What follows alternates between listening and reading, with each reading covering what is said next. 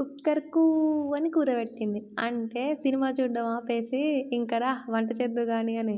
నేనేం చేశాను దబదబా అన్నం అయిపోయిందని దింపేయడానికి పట్టుకున్నానా, అయ్యయ్యో! మసిగుడ్డలేదాయె.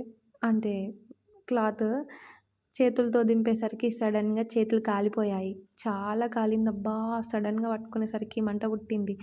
అయినా సరే పప్పెనిపేసాను.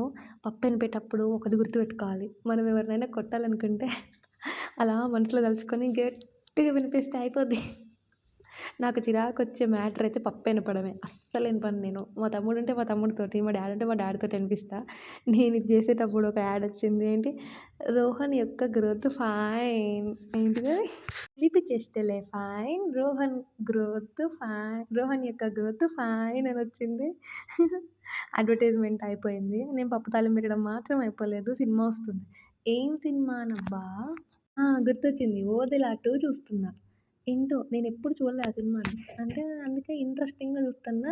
ఇంకంతే కుక్కర్ విజిలేసిందని ఇటొచ్చేసినా. సర్లే అని తాలింపేసేసినా. నా మొహం కాలేదు ఇంక నయం. షిబిరేక్ ఎక్కడుందా అని ఎతుక్కున్నా. అది దొరకల. దబదబా తాలింపు మాడిపోతుందని ఏసేసినా.